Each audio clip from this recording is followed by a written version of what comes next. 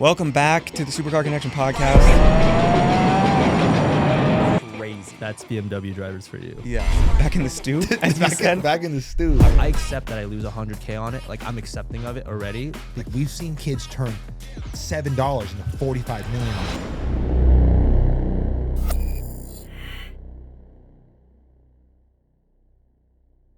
This episode is brought to you by Quality Collision Group. After an accident, it's not just your car that gets thrown off track. It's your routine, your momentum, and your focus.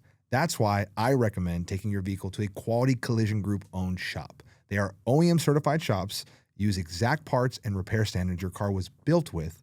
No shortcuts, no guesswork, just confidence restored. When it matters most, trust the experts. Find your quality approved shop today.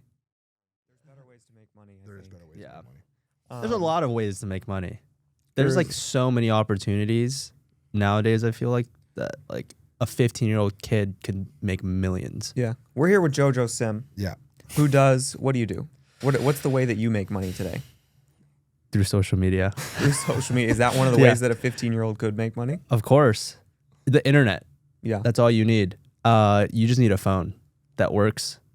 So what I do YouTube, I do Facebook, I do Snapchat, I do just anything correlated to the internet, I would say. And I make content specifically. So I will post content that's like challenges, pranks, just kid-friendly stuff. Yeah. For the most part. You feel like that's the market that's hit for you? I would say that's the thing that's worked really well for me. Mm-hmm. How much do you have to make content to like keep up with all that?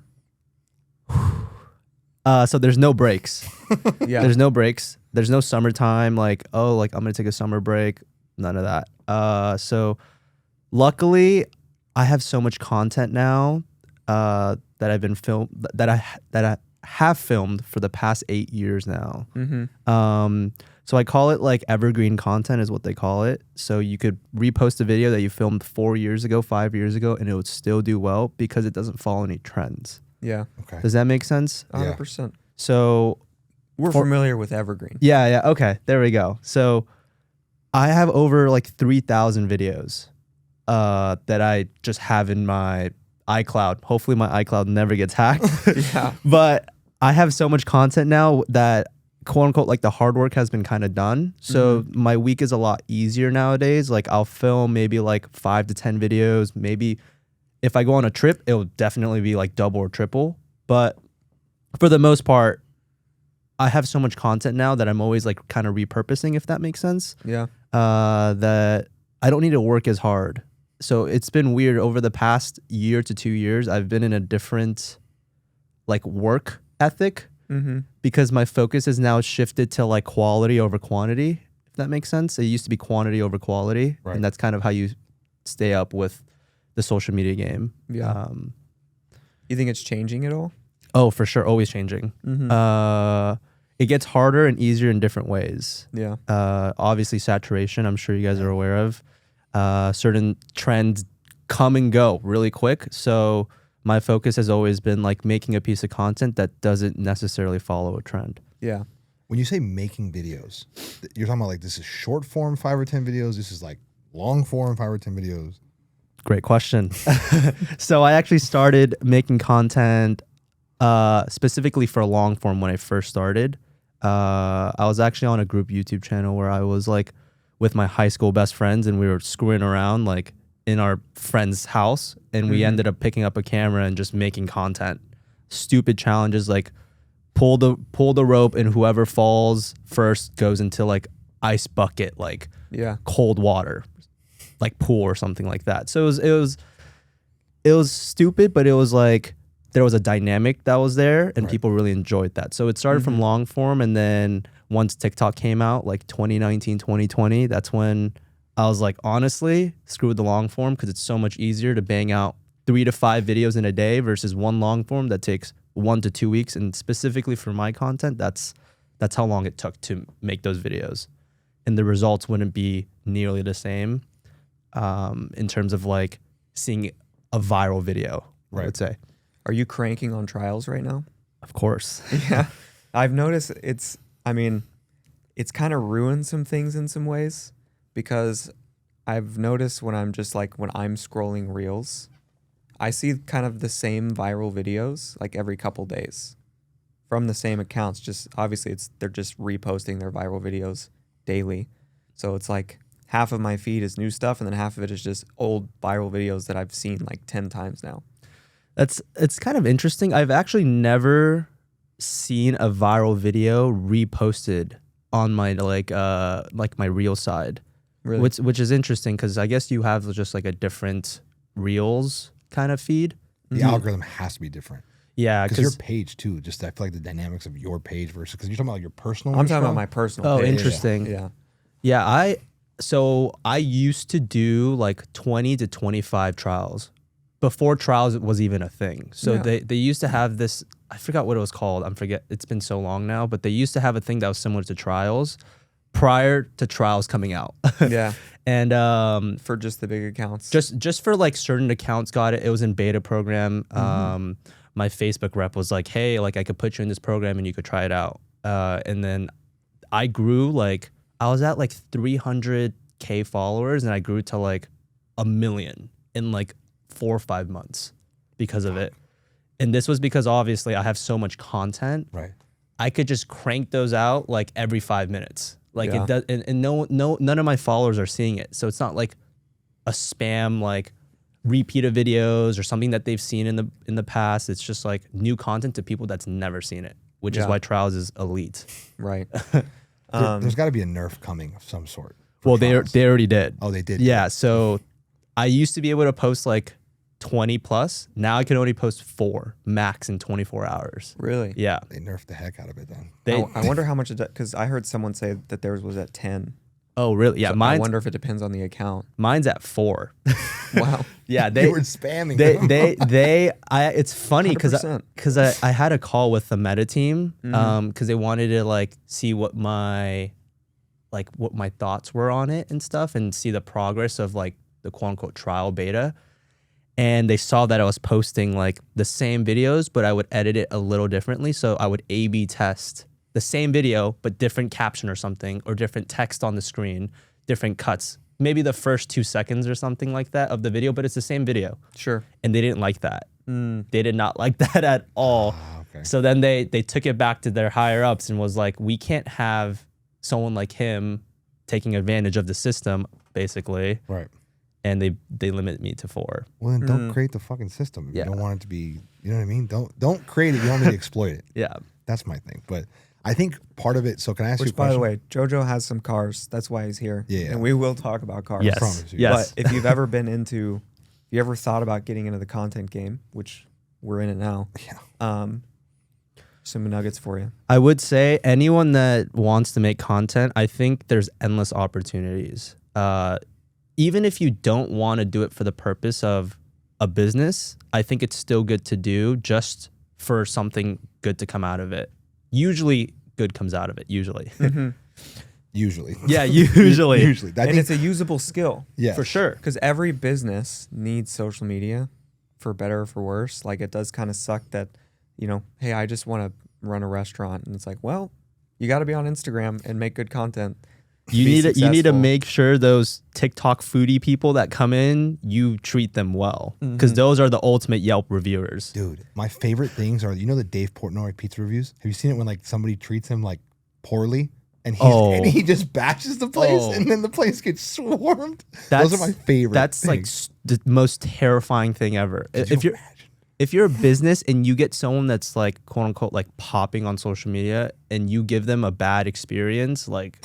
That's it. Like, that's it. You're chopped. Yeah. It's so bad. Yeah. It's so bad. Those are my favorite videos because I'll like when I see them real time, I'll like look up the business and you'll just see a massive flood of negative Yelp reviews. So, like they're 4.5 stars. Now they're like 3. And you're just like, it's literally just the Barstool people flooding in, going ballistic on it. Man, that's tough. That's terrifying. It's ass, bro. It's ass. Can I ask you one question?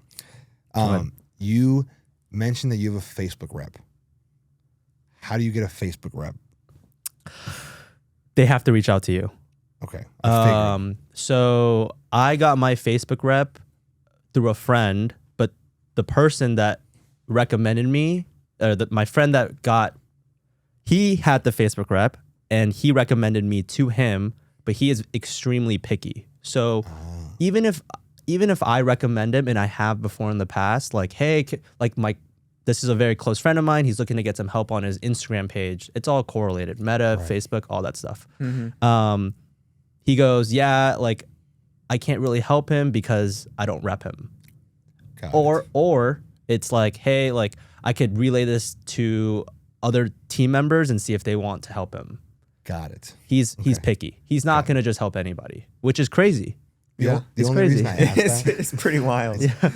the only reason I asked that is because our Facebook page took so long to get monetized, and I'm very much I don't know how to describe it. It's not that I force things, but like if you give me a task, I'll get it done however I need to get it done. Yeah. I'll try this. I'll find my sliver, right? So I eventually got to a point where I was like, this doesn't make sense. I was like, there's got to be a way to contact somebody at Facebook. There's no way to contact anybody at Facebook. I've tried. There's no way. I'm not going to lie. Getting my Facebook rep has been a blessing, but also it was a journey to get to. And that's because years of work in the social media space, like you could find one, but then you got to work it. You got to work that person. Yeah. Tremendously. Yeah. We qualified for monetization, like we qualified to apply for monetization last year. Nice. And then we were doing, I applied and it was like, you usually hear within 72 hours. Never heard anything back. It's just sitting there. You go back, it's like, you've already applied. You've already applied for months. Doing a couple million views almost like a month or something like that. And then in that stage. Oh my God. Until we did like 25 million views in a month, it was like, it just turned on. yeah, it was like, you can now set up your monetization. I was like, finally. It's like we just had to have a crazy month for this finally to happen. To get approved. Yeah. I spent a week on a rabbit hole. He'd message me every couple weeks. Why are we not monetized on Facebook yet? I'm like, there's I nothing didn't get to it. do. I didn't understand. I was like, what are we not doing? I've spent hours trying to figure this out. Will you please leave me alone? One day it'll just happen. I could already imagine he's just on it. He's like, why is this not on? I'm like, go try and figure it out. Yeah. Good luck to you. So I'm like, all right, watch. I'm gonna figure it out. I didn't figure it out. So and if you guys know me, like it's very rare that I won't figure something out like that. It pissed me off. I actually got pissed off. I'm not gonna lie, Facebook is such a complicated platform compared to other platforms, especially monetization. It is extremely hard to get monetized on Facebook. So the fact that you guys are monetized is actually the best thing ever. Because it was weird, because Facebook was always our most lagging platform. And then for whatever reason, all of a sudden, it just decided to sprint past everything. So all of a sudden, I'm sitting there, I'm like, our biggest page isn't monetized. I was like, something needs to change right now. Dude, yeah, I have a lot of creator friends that try to get monetized or even try on Facebook, and they go on the platform and it's already too confusing because you have to make like a separate page than your personal page, right? I'm assuming It has you have to be under your personal It has page. to be under your personal page. That's first. Yeah. If anyone's watching that doesn't understand how this works, I'm explaining it right now. You have a personal page and then you have to create a business account under the personal page. And then after you do that, you have to post on that page, and you better hope that it does well, because if not, it's never getting monetized. And the monetized, and also getting monetized after that is a whole nother journey to get paid. You literally 10,000 followers and like some amount of views, you can apply. The button unlocks to apply. And then there's like a text box with 300 characters you can type in and then apply. And then it's just, you just wait from there. And if you try to go back, it'll just say you've already applied and you should hear back, and you just never will until maybe one day they grant it to you. So that's that process. Do they make it difficult because they pay well? Yes. They do pay well. Facebook's one of the better paying platforms. So here's some crazy insight. Facebook has been the #1 paying platform for years. Wow. Like people don't know that because people can never get monetized. It makes sense. They just gatekeep it. So they can pay the people they choose better. It is one of the most gate-kept information ever. That's why it didn't happen until like we had like 25 million in a month, and they're like, okay, sure. Yeah. So then if we're like, now that we're monetized, so we're there then. How long ago did you guys get monetized? Like a month. Okay. Yeah, You you guys gotta grind. You guys gotta keep posting. But long form does really well. It's like you get given a YouTube channel with a lot of subscribers sometimes because it gets pushed a lot better. You can post long form on there? Of course. So like we could post the podcast episodes on there. Of course. It's just like a YouTube channel. Word. There's some nuggets for you. You're gonna have to upload it because you're the only one with fiber. That's fine by me. I see here, so this is the biggest thing. So again, we started this at his house, the couch. He knew a little bit about editing and content. I knew absolutely nothing about social media at all. So this has been like a journey of both of us continuously learning. Now we're finally on the other side where I'm like, all right, there's got to be little things, like there's things we're missing and stuff like that. So I appreciate the tips tremendously because even something where we built like a brand like this, there's still stuff that we don't know, which is it's kind of a wild thing because it's really niche knowledge. For sure. It honestly, getting this knowledge, you have to like talk to someone that's been in it for a while. Like I can't even look this up. You can never look this information up. ChatGPT can't even get this because it has to be someone with experience in the space and that's been doing it for a while. Like if I try to get like knowledge that like I don't know, then that's someone that's been in the space for years, like more years than I have. And I feel like I've been in this space for almost 10 years now. Well, guys, the good news is we're coming out with a high ticket offer pretty soon. It's gonna be $25,000 one-time fee, and we'll tell you everything you guys want to know. So yes, we're gonna use 600 LT as our marketing car. There we go. Actually, so when did you first start making like enough money to go make a car purchase, and what did you end up buying, and how did that look? So I was 19. I was driving. So let me give you some backstory. My dad owns a car part business. Okay. Nice. So this goes back to when I was a kid. He doesn't have any crazy cars, nothing like that, but the appreciation for cars was always there since I was a little kid. So he would always work on cool cars, but then he would never go buy one. Okay. So I'm like, why don't you buy one? He's like, well, that's just his idea of cars is a little bit more traditional. Like it's just always going to lose money. Is he an immigrant? Yes. Okay. So technically I'm the first generation here. Got it. So that's where my appreciation starts for cars. So I was driving my dad's truck, his work truck, throughout high school. And I see all these kids in my high school like whipping some crazy cars. I'm like, damn, like I want that. Where'd you grow up? I grew up around here. Okay. In Los Angeles. Okay. Gang. Yeah. In the valley? In the valley. In the valley, okay. Yeah. In the valley of Los Angeles. Yeah. So like, you know, social media also plays a big role. Like you see kids around, I don't know, 2015 to 2020, like they make money, you know, you could see it online. Like the internet money was a thing. Yeah. Like you saw it. Just starting. And seeing that, I'm like, oh, like I want that Lambo. Like I want it. Like, so throughout high school, I was driving the truck and then I would get super motivated. And I'm like, I got to figure out a way to get this car, which was a C63S. 2019, it had to be like the new updated. I wanted the new updated interior prior to the 204, the W204. So it was a W205, and my dad ended up buying my grandma a C300 just to gift her, and my grandma didn't want it.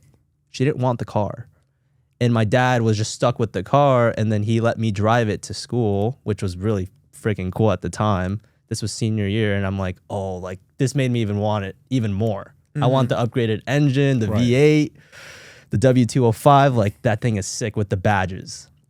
So at senior year, I was like doing a little bit of content already with my best friends, and I was like, maybe this could be the way that I make my money and get the car. And so I was like 17. I ended up moving to Vegas right after high school because I was doing content and it started picking up at this time. And we grew a YouTube channel to 3 million subs. Wow. Which everyone in the group was getting like a certain percentage to survive and just like make a little bit of money. Right. And so we started doing that in Vegas. Like the guy that like was running everything, he's been doing YouTube longer than I have. So he was doing like reactionary content Okay. at the time. Tall. If you It was tall? yeah, Tall was That's doing. awesome. The yeah. lore goes so back. Yeah, I love it so it's much. crazy. So I've known him since like middle school, high school. That's awesome. And so he kind of put us on, if anything. Like I always gotta give my respect to him. He put all of us on. And we ended up making it work in Vegas, and then we came back because like we all miss home. Right. Home is Los Angeles for all of us. And we ended up the place to be. It is the place to be. And we ended up doing really well with the group YouTube channel. And we got like a crazy bang deal that was like 6 figures plus for 1 year. And Bang Bang Energy. Back when they were throwing money at everybody. They were throwing money at anything and everything. I remember seeing that every day. I would be like, what? And then It's like how Celsius is today. oh, it's ridiculous. That's awesome. It was crazy, but that ended up helping me make more money than I ever have at the time. Right. And I was like 18, 19 or something like that. And then I started working on my own page, like my own YouTube channel, my own social media, like TikTok. And then I started getting a brand deal left and right. And I was like, oh, I'm going to get this car. Like it's going to happen a lot sooner than I thought. And I ended up making like 120K, like when I was like 18 or 19. Awesome. And I was like, I'm going to buy this car. So then I ended up just putting a little down payment. Like it was like a $64,000 car, 2019 or something. And I ended up buying. So I think by this time I was age 19 because that's when it came out, 2019 or something like that. And I ended up paying it like $64K. It was a sedan. And that's how I got it. Like I put like a little bit down. Like you don't need the exact amount. So whatever way to get the car was what I just wanted at the time. Because your first loan too, right? This is my first loan. You got to build your history. You got to pay a little bit of dues type of thing. Yeah. I had to have my dad co-sign because I had no car history at all. And you're 19, you said? Yeah, I was pretty sure I was 19. Yeah, it was at the cusp of 19 or maybe 20. So it was one of those two at that time. Did the car live up to everything you wanted? So I got it from Audi Beverly Hills. It was used, and I remember picking it up, and it was exactly what I wanted. And then I ended up finding out that it's been tuned after like 6 months. That's lit. Or Like it's not lit. it wasn't lit because I wanted to tune it, but someone tuned it before me. Okay. So then I was like, the dealership didn't tell me that. Okay.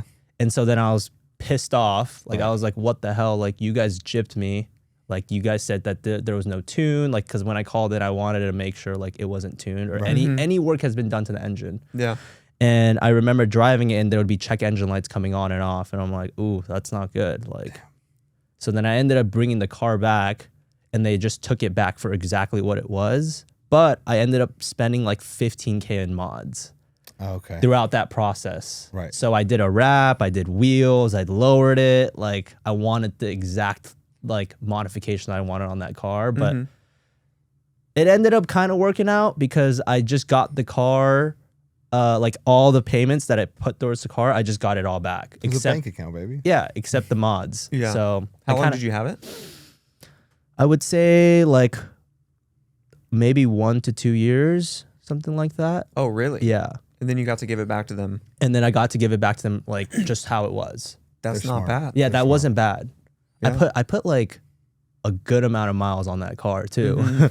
Did somebody go to tune it and go, bro, why am I here? Like, you have this? How did you even find out there was a tune on the car? So I found out because the check engine light would keep coming on, and then when I took it in to Audi Beverly Hills, like I guess they were gonna do the service for me. I paid for like they have like the tire and wheel package, like all that stuff, you know. They like, sold you on the horse shit. yeah, they sold me on all that junk. I was like 19. Like, You gotta I pay was- your dues. You gotta pay your dues. That's So what I'm then, talking about. so then I remember they checked the engine or something because I kept telling them like, hey, there was a check engine light. I guess they took it to service, and then service told me like through Audi Beverly Hills, like this engine's modified. We can't work on it anymore. It voided all the warranty. Service told you before service could talk to sales and tell them, hey, Yeah. you don't tell them that. Yeah. Yeah. That's awesome. And so when I found out, I was pissed because I was like, you guys I lied. haven't tuned it. Yeah, I haven't tuned it. Yeah. And you guys lied to me when I bought the car. Like, Right. when I bought the car, like it wasn't tuned, but it was tuned. but the person that dropped off the car to Audi Beverly Hills or wherever they got it, that person tuned it and then took off the tune. That's crazy. Yeah. I'm surprised they took it back so quick. I mean, smart move on their part, but Yeah. it's hard to get a dealership to do that. Because I Sure. told them at the time, like, I was going to take legal action. Mm-hmm. I mean, like, I probably wasn't. Like, realistically, like, But also, you could have, I could have. and an attorney would have just. You wouldn't have probably had to pay for the attorney. It would have come out of whatever the settlement was Yeah. anyway. So Yeah, they would have seen this and been like, yes. yeah, so Yeah, like, I will I'll take it. happily take it, and literally. I will just take. Here's the agreement. I take. I don't know what percent these days, but I will say the one thing that really worked was I would show up to the dealership like every other day and bother them. So like the bothering method, like the annoyance method definitely helped through that process. Cause like I was like the little kid that was like, this is my dream car. You guys like did me dirty. Like Right. what the hell? Like Well, what was your squeaky platform wheel like? gets the grease. my platform at that time, I would say like maybe like 1 million to 2 million on TikTok or something like that. But like my content was so not correlated to cars. That was just more of like a personal thing. Why are you saying 1 million to 2 million like if it's light? You're like, it's just like, it's like Well- 1.6 M's or something like that. It's just light. Okay, sorry about that. Sorry about that. But my social media like presence wasn't as big for sure in comparison to now. in comparison obviously. to now. Yeah. You could have probably lit that dealership up. Oh, for sure. Lit them up. But my intentions were never to go there. Like that's still my intentions today. Like I would never go on social media and like put someone on blast. Like that's the last thing I would ever do. You have a lot of discipline. I just don't want drama. I respect that. I Yeah. would Yeah. dangle that shit like a carrot, dog. Oh my God. If we had the power, like that type of power, I would be like, hey, do me right. Don't mess with me. Do me right. It's just so much easier to stay out of it and then just stay in my own lane. That's Yeah. true. That is true. It's, just- it's peace of mind at the end of the day. You have to compare. Is it worth the hassle? I'm stressing over this, blah, blah, blah. Not just the hassle, but then after that, people are more hesitant to work with you because they're like, oh, if this gets messed up, even if they think something gets messed up, now we're risking so Yeah. much. They're for walking this on deal. The eggshells. brand deals Yeah. gone. all of it. All Yeah. of it. Can we talk about brand deals a little bit? Yeah, let's do it. Do you have any tips for people? What is the best way to acquire said brand deal? Any brand deal? I would say, so for me, in my experience, has always been brand friendly, meaning like I won't cuss, I won't do anything controversial, I won't make a brand ever feel like, why would they not work with me? Like I want to, it's almost like they come on my page and it's almost inviting for them to put a brand, product, service through my videos. And the best way I could kind of explain that is like when you watch my video, it's pretty kid friendly. Like anyone can watch it and it doesn't feel harmful in any way. That's my strategy. And I kind of keep it that way just because I always want to work with the brand.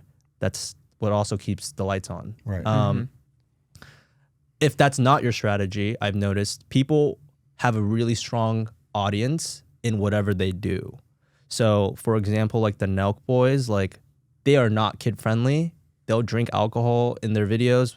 That's like 21 plus like audience, right? Right. But they have such a strong audience that they'll sell merch and they'll do millions of dollars. Do you see what I'm saying? So so that's their strategy. And then instead they'll of- sell alcohol. and then they'll sell alcohol. And whatever they want to sell that's dedicated towards their audience will work because they built such a strong audience that they don't need the brand deal. Right. They're So their own brand at this point. They are their own brand. So there's different ways to kind of go about quote unquote the brand deal. But my strategy, and that's how it has worked well for me. What do you think the number one thing is that you need to do to get a brand deal? One thing. Only one thing. Smile. No, I'm Actually? kidding. I'm kidding. There's No, no way. no. Just stay out of controversial stuff, I would say. Okay. Stay neutral. Stay neutral. Got it. Okay. Yeah. Be Switzerland. Grow your brand huge and make content that gets lots of views. Yeah, well, that Yeah. helps. Yeah, that definitely helps. That does help. I can only imagine. So you sent back the C63. So I sent back the C63, and this was probably like 2021, I would say now. And I saw the G82s come out. So then I got the G82 Okay. M4. M4. Yeah. You're really a Valley kid then. Yeah. You're Deep Valley roots. I went through the Mercedes to BMW. What color was it? It was a Tanzanite blue. or Tanzanite purple or Tanzanite blue. I forget which one it is. Not the highlighter yellow. No. Can't do that. But That's a downy thing. it was a fun car. Yeah. Super fun. It just did everything that I wanted it to do. At the time, you know, that's all I kind of knew as well. So coming from the C63 to the M4 was like a whole game changer. Like I could actually kind of keep up in the canyons. I could go fast if I need to on the highway. Like I could keep up with just like any kind of supercar. Right. Those cars rip. Those cars do well. They feel like, now that I've drove so many different cars, it feels like a boat a little bit. For sure. But at the end of the day, it's still a great overall car for like what the price is. They are great bang for their bucks. Yeah. They're little budget, little monsters that you can make them faster than supercars. You know what you're doing with those things. And it sounds not too bad. Like you get the right exhaust on there and right tune. Like it won't sound terrible. Bap, bap, bap, bap, bap, bap, bap. It sounds a little bit like a fart kind of sometimes, but like it's still a great The other sound. morning, I live right by the highway, the 101, and I'm sitting in my backyard to take my dog out to the backyard, and you know, it's morning traffic, and I heard someone with a burble tune just having a morning. Just like accelerating for probably 30 feet and then letting off. And I heard it like from where I'm standing in my backyard, I heard them go through like 15 cycles of burbles as they were rolling down the traffic. It was crazy. That's BMW drivers for you. Yes. It's Like, so bad, dog. Straight up. It was an M car 100%. He probably left Glendale and he was headed towards Sherman Oaks or Thousand Towards Oaks. Woodland Hills. Yeah. And he was just like, let me just do this. He's also a freak when it comes to hearing the cars on the freeway. You know. I right passed there. by and he's been like, did you? I was like, yeah, I did. I'm not gonna lie. I was pretty proud of myself the other day. I was hearing something exiting, and it started downshifting, and I was like, What car is that? I was like, that's got to be a Huracan, those downshifts. And then like from my view, I'm literally right by the highway by an unnamed exit. So the bridge over the LA River, I could like peer down from my backyard. So right when it comes off, if they turn right, I can see what it is. It was a Mack Old Storado, and I was like, I still got it. You got some great ears. Well, the Huracan and the Aventador, I feel like are just the easiest things to pick out. That's That very fair. V10, you could just it has like a trumpet kind of noise. And especially when they downshift, there's just so few cars that like downshift that violently. And the bangs sound like I don't know how to describe it. It's like a mature bang. Yeah. Because the BMW is just it's just an obnoxious bang. Yeah. But the Huracan little cracks, it's like a sharp snap. And you get that like wow, wow Yeah. when they downshift. Yeah, that, yeah, like you yeah. don't get from like an M4. Oh no, never. So And That's- Aventador is a clean one. That's a given. But the unpopular opinion that I have is that V10 Lamborghini sound is just will never beat that Porsche or Ferrari like screaming sound that those cars make. That's an unpopular opinion. Porsche or Ferrari, you're putting those Yeah. in the same category? I would say Porsche's a little bit better, but I'm not gonna lie. Oh, there he goes. Thank you guys. I'm not gonna lie though. The car that he has, when you get the right exhaust on there, sounds insane. Oh, it's the 812. Yeah. Oh, yeah. car, Yeah, I'm in. I'm back in. Yeah, the 812 super fast. That car yeah. does sound insane. It just absolutely like destruction on the streets, and you Thank you, you JoJo. can't beat that sound. So Beautiful noise. Coming off the Aventador, I was worried. I was like, is it gonna live up to anywhere relatively close? I wouldn't say they're the same. They're different. In this is like a higher pitch, more refined sound. The Aventador was just like a raw loudness. Like think of cams. It's just raw and Yeah. loud. yeah, This has aggressive. This has a little Right. more. It feels It's more got like quality. Yeah. it feels more like a machete. Like the sound, a machete personifies the sound of the Aventador, where like a scalpel personifies the sound of the 812. Interesting. It's a great analogy. Does that feel right? Yeah, I think so. Very much so. The Aventador just rips the air, Yeah. What have you had the chance of driving? everything. Have you gotten to drive everything? Or is there No, some stuff I that you haven't. had I haven't chance? drove everything, but I've drove a lot of cars. Trying to think. Like, Can I ask you a question about one that I've been waiting to talk about on this podcast? Yeah, of course. What was the ZR1 like? Fast. I was impressed. Really? It actually drove, I would say, maybe a little bit better than the 600 LT, even comparable to like a 720. Yeah. Because you drove it on Coda. I drove it on the track. So I got to really feel the weight distribution. I got to feel the speed. I got up to like 170 so quick, like on a straightaway. It's impressive that America made that car, and it performs just as well as any other European car. You know the feeling when you went to high school and you like see the kids in the cars? That's the feeling I have right now. Oh. Knowing that you drove the ZR1, I have the same feeling. Well, you're getting one, no? Bro, so I had a chance to get an allocation for one, $200K sticker, which is not a high sticker. So I was like, okay, I'm down. Markup, $100K. Yeah, that's how it goes. So I'm like, I saw an ad for an ZR1X allocation for a ZR1X. 200K over. Yes. I saw the same That's thing. just Tell me why I went. No. 200K for a ZR1X allocation. yeah, that's nuts. But Bro, think you know, about it. there's an old white guy that's got money to burn. Oh, for sure. He can just light that 200K on fire, which is what he's doing. And feel what he so will good do. about it. And it's all So good. good He's gonna lighting have on one of the fire. first ones hit the ground, and yeah, it's just gonna depreciate like crazy. But he will have a great time. At that point, though, when you have that much money, it doesn't matter. Yeah. You just care about the experience. You Exactly. care about different things in life. that's not the Corvette driver that wears New Balances. No, What is he wearing? What shoes does that guy wear? some golf shoes maybe. Yeah, that's an interesting one. He's yeah. he's rocking On Clouds. 100%. He has every color of On Clouds. yeah. Do you think you're gonna get an opportunity to drive ZR1X? Maybe. What do I have to do to get there? Just give me a roadmap. You got to sign with his manager. If I have to create content 24 hours for until the opportunity comes, I'll do it. I think if you became like one of the biggest car content creators or like somewhat related into that car space and became up there, quote unquote, is what they call it, I think you would get access to definitely driving one or at least being in one. Are we not in the car space? Is this not like, relatively? Or are you talking about like short form, So- like, trendy things? I would almost say like it has to be related to like a little bit of lifestyle. Okay. Like maybe focused on like the people that I saw at that event was like Amelia Hartford. Like Okay. she was there. Got it. And like we're there. Like a part of me was like, why am I here? But I think but a part of me was also like I could see how I could promote this and it could do well. Right. There's a blend of content. There's a blend. Like I'm not necessarily like a car creator, if that makes sense. But you know what they want? Your audience, you say you make videos that kids can watch. They want the car. They want all those kids to see the car today and it be their dream car.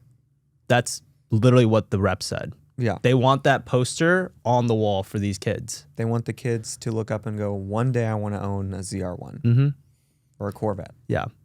They're investing in the future. Yeah, essentially. And their team was really cool. They're very, which was very surprising is I've been to a lot of like Porsche, BMW, a lot of different like car, quote unquote, work stuff. And Corvette was the one that was like just down to take any feedback. Like Really? they were like about it. It was really interesting. They're the best brand, JoJo. You have to understand that, bro. They're the best brand. They are the Send It brand. Think about the product that they have. Like, really think about what it encompasses. Also, you can pull that back to you if you want. What? The mic. This? No, your mic. So you don't have to lean forward. Oh. I was a little confused. You're talking up here and then and then you get comfortable. You can sit back if you want. Okay. There we Feel go. it out. Sorry, you do you. I just want you to know that you have the option. I appreciate it. The Corvette brand. Yeah. Dude. It's the best brand, bro. I promise you. And this is what I mean by best brand. I would say right now they're the best brand, especially the best brand to work with. Walk with me. Their okay? ego isn't there. Exactly. There's no ego in the sense of like they think that they're all this mighty, because what they did it to themselves, but they've put themselves in this like imagery box where the reputation of it just gets correlated to the old white guy with things. So they took a giant leap. Let's redesign the car. So now they're super aggressive with like, we need to change everything. So they're like, the playbook, There's no playbook anymore. What do we have to do? So like if anybody that wants to create content and work with somebody, they're the best brand to work with because they're trying to change their scene. So if you like it and you want to build content, they're the best brand to work with over Porsche, over everybody. I would not disagree with what you said. Thank you. They were about it for Yeah. sure. And they were kind of on board with like doing whatever we wanted, which is surprising because a lot of brands that I have worked with are not cool with that. They're picky about. They're picky. They're like, oh, we got to make sure like the head of board is okay with this. Like we got to get approval. Dude, the whole team was there. They're like, do it. They let me lay in the back of their Corvette. Dude, where that's exactly what I was going to I say. put my foot on a ZR1 with my like dirty ass socks, just stepping right on the car, and they were cool with me just like laying in the golf like where you could put all the trunk space. That's exactly what I was going to say. I was like, I remember seeing the video you and Cam put, and Cam's literally talking. He's like, JoJo can fit inside the trunk. And then he literally, this is right on the Coda little like pit on the side. He just hops in the trunk. And I'm sitting there going, do they know they're making this content? Like, or what's going on? And the crazy thing is the whole team was just watching me do it. The head of marketing was there just watching me do They're probably like, this is awesome. it. Literally. We're they were- doing it. We're doing it. I was like, I presented them the idea. I was like, hey, this could do really well. And I Right. want to show off the car. And I want to show how much space you guys have. So like this kind of could all come together in one piece if you let me do this. You want to know someone else that's doing the same thing, or not the same thing, but they're open for the same thing? Bentley. Interesting. They have the same, they're in a similar position with the brand that Corvette is in a different way. Like when you, like when you think of a Bentley, what do you think of?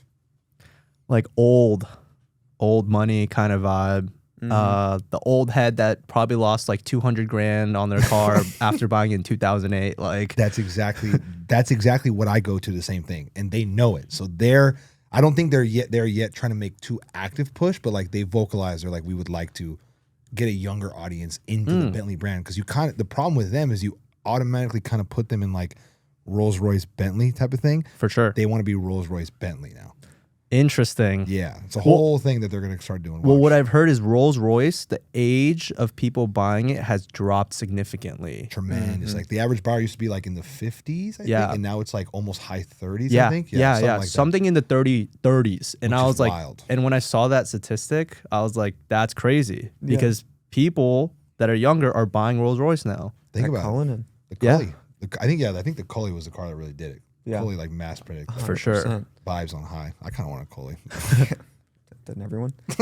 The Bentley's biggest problem is just like you look at the Bentayga, it's too close to the rest of the cars, the Q7. Yeah. Like, because it's a Q7, it's a Urus, it's a Cayenne. Like Yeah. those are all the same cars. I just get you. Different bodies. So you sit in the car, even though it's like it's Bentley-ified. At the end of the day, you're looking at it kind of like I get the same effect in the Urus. Sitting in the Urus, and you're like, this is cool, but I can't not see the Q8 when I sit here. Even in the inside, you're like, the way the panels are shaped, like this is Q8 with some Lamborghini effects to it. And the Bentley, you kind of get that same effect. You sit in the Cullinan, it's a Rolls Royce. It There feels ain't nothing else like it. different. Yeah, that's rough. That's got to be rough for Bentley to kind of take in that feedback. So that's the thing. They're putting their pride aside and they're like, however we got to do this, we're going to do this. So I think they're going to start doing things like Corvette. Granted, I'm not exactly sure what that means, but they're going to make whatever effort it is to try to younger their audience. So we'll see. Maybe you start making some Bentley videos. Yeah, pretty soon here. maybe you put me in contact with Bentley. I got you. Don't worry. I'll plug you. I'll plug you. So when did you end up getting the GT3?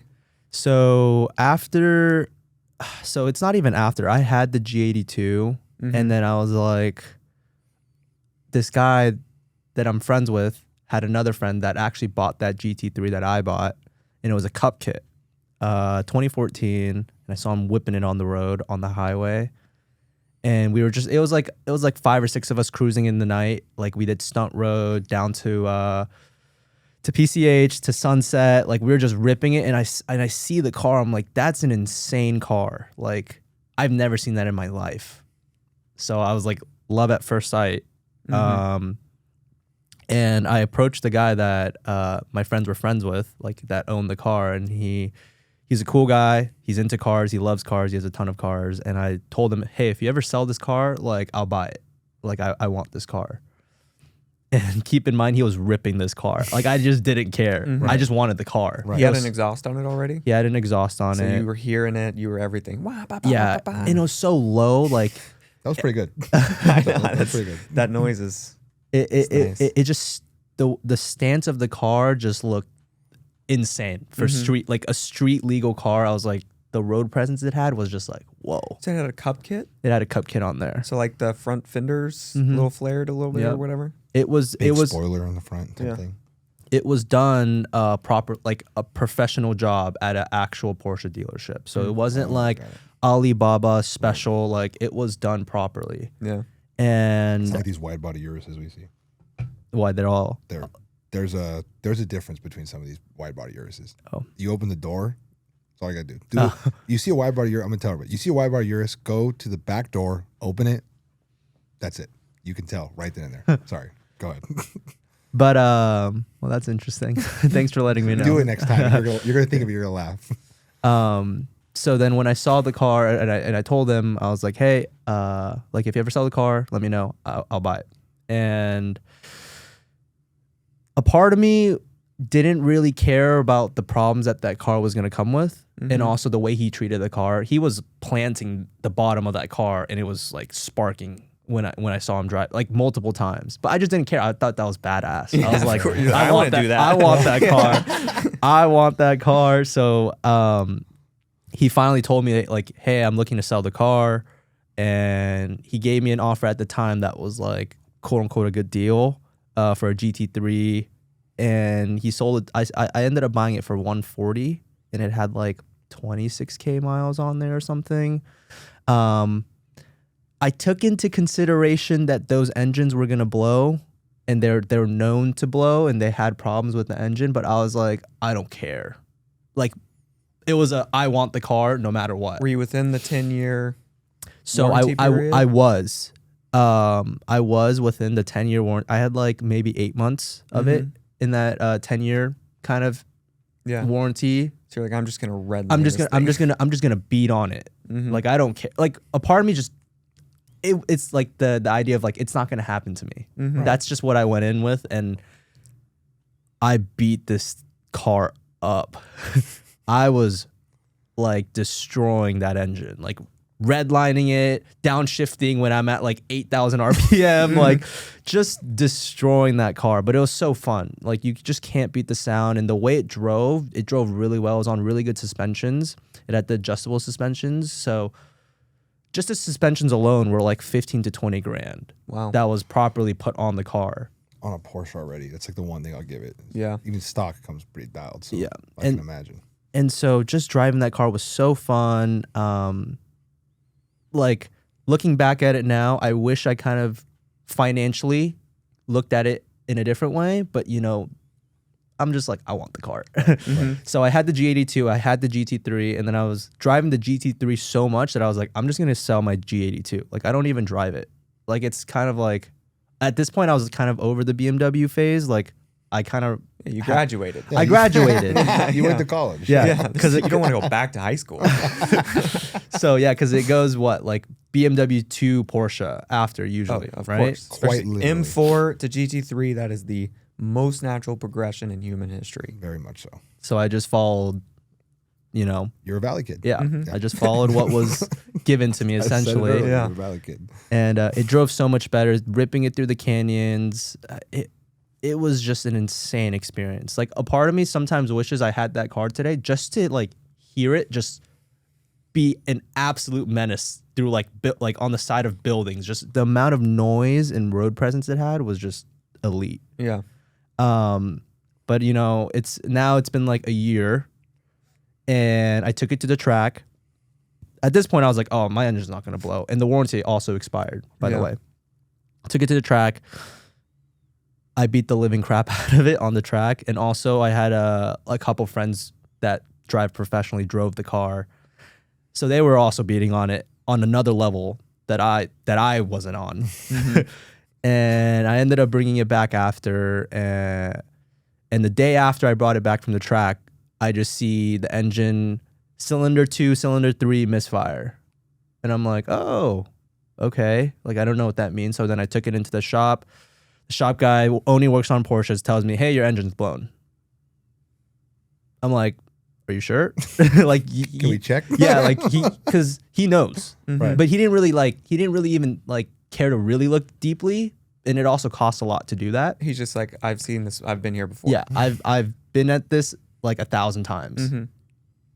He goes, yeah, it's blown, and I'm like, okay, well, I'm gonna take it somewhere else, and I ended up taking it somewhere else, and they're like, yeah, I mean, we could take a look, but it's just going to cost a lot to kind of open up the engine or kind of like drop the engine. Like that whole labor costs a lot. Mm-hmm. So then I was like, oh, shoot, like maybe like change the spark plugs, because that's what the first dude recommended. Like I could change the spark plugs, I could do all the normal stuff, but you blew your engine. Right. Like no matter what, like Yeah. he knows. Like he's right. Like he knows. Right. I just didn't want to accept the fact that like that was what it was. Yeah. You got an ACL tear. Yeah. You need surgery. Yeah. And I ended up buying another engine eventually, a used engine. And I put that on, and it ended up blowing again. No way. And this was, so the original engine that I had was a F-type engine is what they call it. And then I got a G-type. Gee, that's Yeah. the one that they say doesn't blow. No, sorry.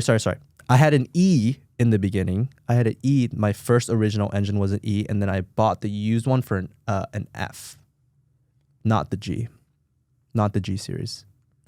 Damn. So just brutal, but I ended up Yeah. selling the car. I took a L on that car. I probably lost around like 100,000 in total from that car. I only say that because I was looking at those 991.1s, Yeah. and everyone was just like, find one that's had a G replacement engine. If you find one with a G, you're chilling. That's what they say. Mhm. I've had like mixed reviews about the G engine. I know it's definitely better than the E and F because they kind of figure out that oil pan situation. That was, I guess, the problem with the first original engines. Yeah. Something about like the oil not being properly like directed to the oil pan or something like that was causing it to blow or something. But the G series, they said that they figured it out, and so that's why they extended that 10-year warranty. You know, if it does happen, you come in, get it replaced. But I was 2 months out of the warranty, and they just did not care whatsoever. Yeah. It was brutal. It was a brutal phone call, multiple phone calls. Now they're like all out. Oh yeah, So you're looking at them and you find one and it's like, hasn't been replaced, 18,000 miles. You're sitting there going, I guess you just buy an extended warranty and then. well, you know what I've heard is if the engine has been beat so like badly that is a good engine. That's what I've heard, and I've had friends that had GT3s that have the same exact engine as mine, and they had it to like 55,000, 60,000 miles, and they had no problems. They didn't have to get anything replaced. So I feel like it's almost like a hit or miss, but tends to be more of a hit. Yeah. Extended warranty. You got no option. You drop the $6,000 or You whatever have it to, would yeah. cost to cover it. Which is crazy because we're talking about a Porsche at the end of the day. So we're talking about reliability issues on a Porsche. That was, I would say, that's like probably the only thing though, no? The reliability factor, like that year. Well, yeah, I mean, Yeah, they're slow. So I mean, that kind of. Are you talking about like the problem? Sorry, The my problems. bad. I The problem. thought about talking about the scope of Oh, Porsche. I was going to go in right now. He was ready to My bad. Yeah. My bad, fire my bad. off. I got ahead of myself. Would you ever punch it on the highway and then miss your M4 on the highway? No. No. Just the amount of like social media stuff that I see online of quote unquote these like M4 people, Right. like M4 pages. I'm so glad that I don't have an M4. The stigma around like BMW has gotten so bad. I feel like that it's almost like I don't want to be kind of classified as one of those people. Yeah. Not that there's anything wrong with them, right? But I just feel like that's not who I am. Right. And I appreciate the cars where it's like, I want to talk about that engine or something, you know? I want to talk about the exhaust work. I want to talk about what type of wheels you have on the car and like, I guess more specific things, not just like BMW and that's kind of it. Yeah. Can I add something to the BMW stigma? I think it falls into like There's obviously a stigma about the BMW culture and the way that the people are with the cars just that dynamic. But when you look at the car itself, I think it's relatively similar to Corvette in the sense that they get a bad name because the barrier to entry is the lowest. So like the youngest kid they could barely grab that M3, M4. They could get that base C8. So because of it, they do young kid things in those cars. Yeah. So then all of a sudden the correlation, the stigma is just like, do you really want to get seen like this? They get pop tunes. I They mean, make lots of noises. I mean, They drive realistically, obnoxiously. what cut you people off. an M4 is what, 70 grand, 80 grand. So you only need to put 20% down on 70, 80 grand. That's all you need. And then the monthly payment, you figure that out. Like, yeah, you hustle, you figure it out. yeah, you figure that out. So it's realistic for Yeah. any You're any kid. 15 down, and then you're at like $1,000. $1,000 to $2,000, and that's probably Sorry. 50K is like $1,000. Yeah. So if you're 15 down on a $65,000-$70,000 car, you're paying like $1,000 a month. yeah, and that's including insurance. I'm sure it's still not bad, you know. No, for a younger kid. Oh, it's I not. wonder what insurance is on those cars. It's gotta be A interesting. 22-year-old in an M4. Well, because they're usually on today? parents' policies, so it never like I don't think any 22-year-old kid's taking his own insurance policy out. He's still on his parents' Yeah. policy type of thing. But I can imagine you're probably paying like, depending where you live too. If you're a 22-year-old kid on your own policy with State Farm in Glendale with an M4, you're paying $700-800 a month. I promise. you. Oof. As many people probably know, I'm surprisingly old, and I recently turned 30. And my That's crazy. my- You don't look 30. Sorry. I get that more than that, but the my Wait, what? what? You talk shit on me right now? What did you say right now? I s- To my comment. What you Yeah, said. yeah. Okay, my bad. I thought you said I look old. when my insurance premium renewed, it dropped like 30%. Wow. Huge drop. Nothing changed with my cars. Mm-hmm. 30% drop. It was sick. Fired up. about that. 30% for turning 30. Basically. Is that what it is? Yeah. and you drive more It's now literally than like ever have. 2/3 of what it cost 5 months ago. It's awesome. You So, drive more now you you gotta probably look ever forward. do too, huh? Yeah. Just Like- wait. My wife turns 30 soon, and then it's like, what are we going to pay? $5 for insurance? That must be It's nice. gonna be lit. Well, I found out a pretty nice kind of alternative for cheaper insurance is always registering the car in a different state, and that's Montana. Mm. So How has that been? good. Like I was getting quoted here in California for my 600 LT like 12 grand a year to like 25 a year. And now I pay $500 a month in Montana registered and insurance. It's great. With your insurance. I don't even know if I want to get into questions on it. Get into the question on it. We can always cut any out. Maybe we want to. shouldn't. Yeah, I know. Maybe That's- we shouldn't. that's It's what I'm probably not a good idea to talk Yeah. about that stuff. Yeah. Well, you mentioned about the 600 LT. Mhm. When did we get there? Okay, so after all the trauma with the GT3, I finally got rid of it. And then in the process of that trauma, I actually bought the 600 LT. So Okay. when it was out, I was like, I still want a car to drive. Right. Yeah. And the reason why I wanted the 600 LT is that exhaust. It was in between the 720 and the 600 LT. And I'm like, that exhaust experience top down, like Yeah, it's vibes. it almost beats every car in that kind of price range. And I just came from a Porsche, so I was like, I don't want the 3 RS. Like that's not the car that I want. I want something a little different. I want a little something flashy, like doors go up. Does some well flavor. for yeah, it's got flavor. It does well for content. People love the doors going Yeah. up. It's And just I mean, the car looks incredible. it looks good, you know? I would argue it looks like, I don't think it really looks anything like a 570. Like, You don't think so? obviously in general, but you put them next to each other, there's a lot going on with the 600. I would say look at Did this. you really just say that, dog? I, would I don't say- know if I can stand by you on that one. I would say like it looks similar, but there for sure Right. is differences. It looks similar, but it's so much more different than a lot of the other just like special trims. Because like the whole back end is pretty redesigned. Yeah. And I think that's the biggest. Yeah. That's the biggest thing. That rear diffuser, the wing, how it all comes together. It's just the back end is on a whole different level than just the 570. Obviously, the exhaust coming out the top. Yeah, 918 Spider is the only other car that's like that. I would say, yeah. That just He's a 600 LT enthusiast. You got to understand that. Yeah. That's why he made that statement. He loves those things. I do love them. The exhaust on that car just was the biggest reason why I went with it.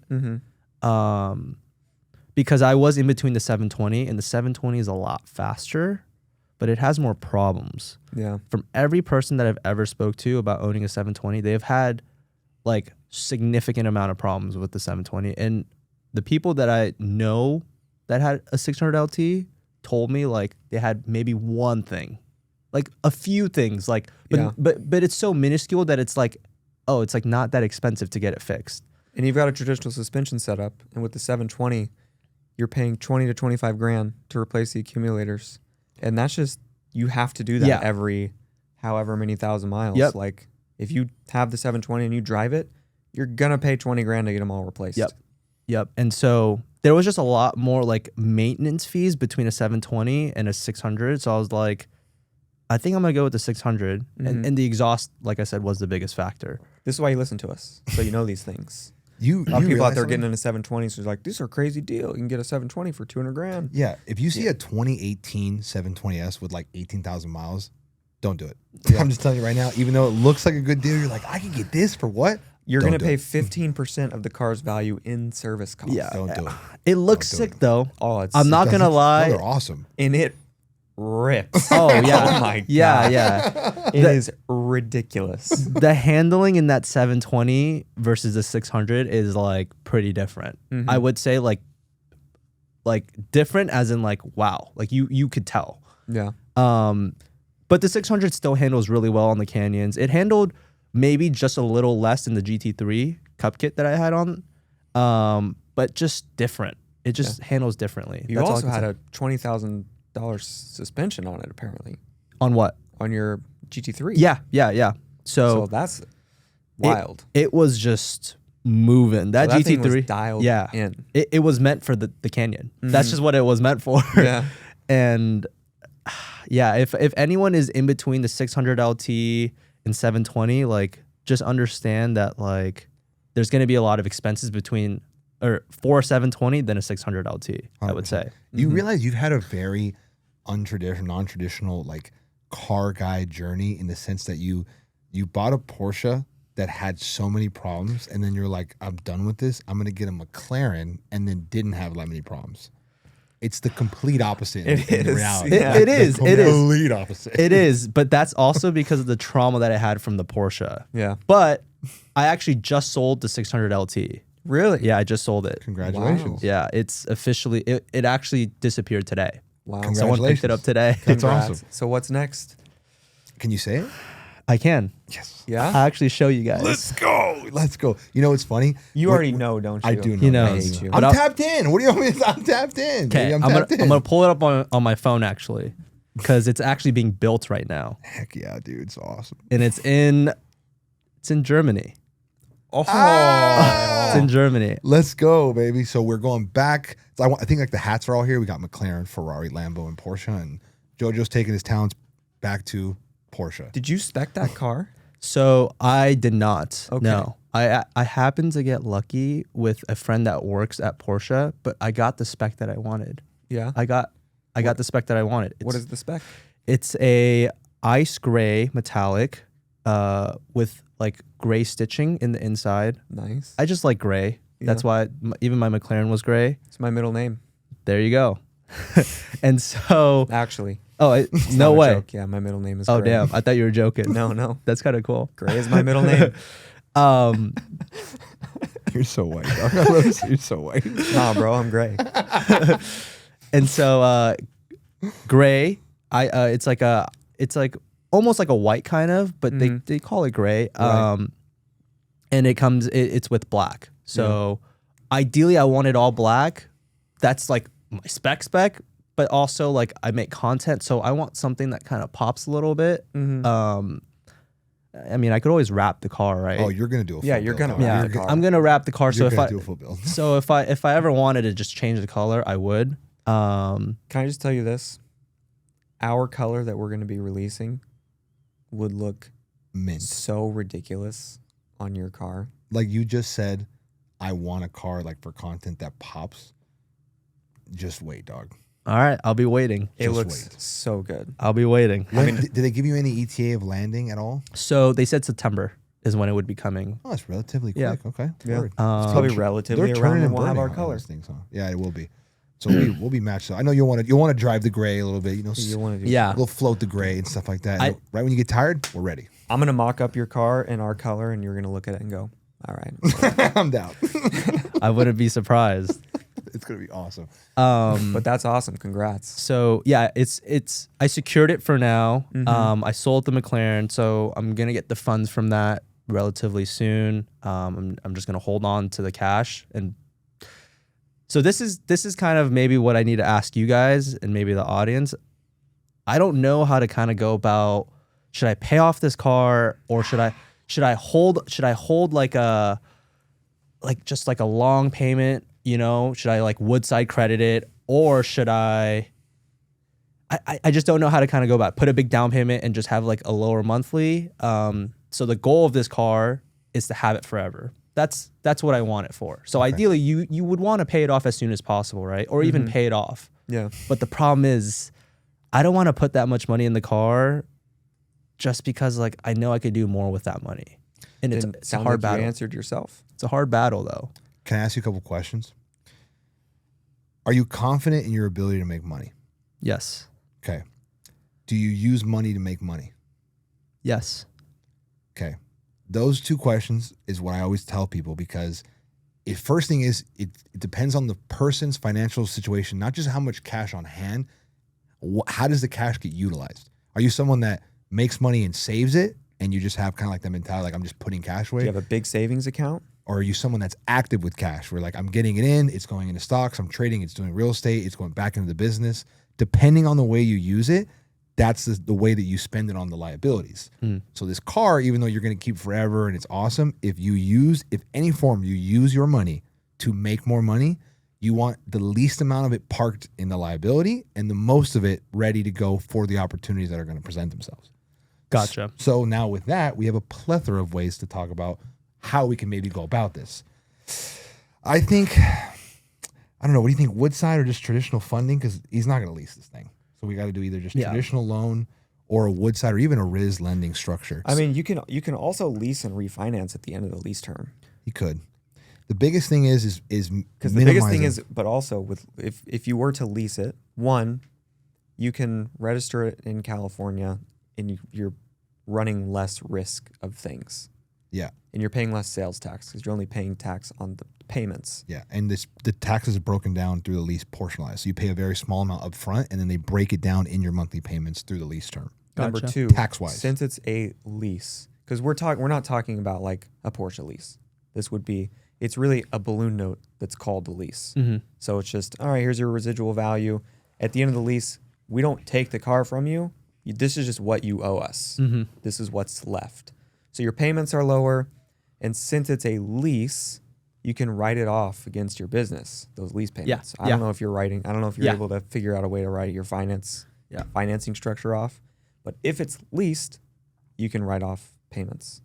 So it just depends too. Do you like lower monthly payments? Do you not care about a monthly payment? So that's the one thing that I don't want. I don't want like an $8,000 a month payment. So I was thinking I'll put like $200K down, and then I'll have so the total price of the car is coming out to $365. Okay. That's considered a good deal right now. But realistically, in like 3 years, it's probably going to drop down to low 300s or even maybe retail price. Who knows, right? Like, yeah, I understand, and I'm accepting the fact that I'm going to lose money on this car no matter what. Yeah. But my hedge is I'm going to use it for content. I'm going to use it and utilize it to make connections. Like, that's where I see the kind of trade-off with this car, and also for personal experience, like 100%. just Right. for my life. Yeah. It's you sick. make money to enjoy things. Exactly. Money are fun coupons. There's a trade-off. I feel like you go too deep into the whole, I don't want to lose money, I want to make the right decision. It's like you work your ass off. So like there's a give and take a little bit here. Have some fun. So Am I allowed to like over and give you advice right now? We're not financial advisors, Yeah. but of course. I don't know, man. $200K dump in that car is a little aggressive. Okay. That's a lot. Okay. If you would tell me like 110, 115, 100, I'd be like, okay. Because the biggest thing is on the 600, you got a loan on that as well? Yeah, I got a loan on that. So you've built your history up. You'll get finance for it, no problem. For sure. In all reality, do you want to register in Montana again? It's going to be registered in Montana. It is? Yeah. If that's the case, then dude, I don't know, man. If I was him, I would just do Riz Lending or Woodside, and then what? Because you have a low monthly payment. Yeah. And then whenever you feel like it, like in a year and a half, let's say something just really hits, and you're like, all right, now I got a big chunk of funds. Yeah. That car's done. I would minimize monthly payment, and it's also going to minimize your down payment. Then you can ride that out as long as you want, and now you got to know you got a laughable monthly payment for that car, and then all of a sudden, whenever you feel like over that long ass term, you're like, all right, I get a big brand deal, whatever it is, something hits, now I'm going to pay it off. I would just put enough down that you know that if you got into any sort of trouble somehow, some way, and you needed to sell the car, there's no way you'd be upside down on it. I see what you're saying. Yeah, that's the one thing that I worry about. But also, like, my plan for this car is to keep it forever. Right. So when I think about forever, like, at least 5 years. Yeah, minimum. Yeah. At least minimum.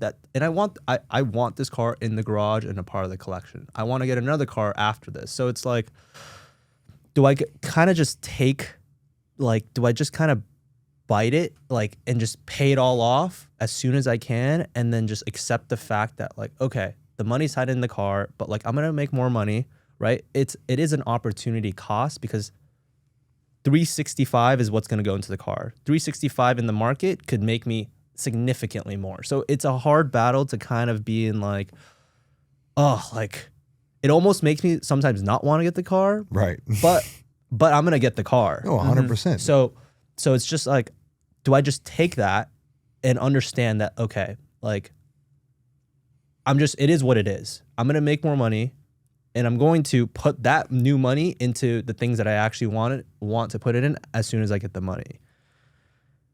So I'm like, I'm so tired of all these loans. Like, I'm tired of, like, having so much debt. There's good debt though, 100%. Like, I totally understand how you utilize debt could be very advantageous. So I'm like battling. Do I want the Woodside credited, like, and just have like a laughable monthly payment, but knowing that, like, oh, like, I still need to pay this, and I'm just getting cooked on the interest. Like, if I none of it's going to principal. Yeah, literally, it's I'm like, gonna finance you guys right now. A second, hold on, let me adjust myself. You're like $2,000 payment, like 300 of it's to principal and 1,700 of it's interest.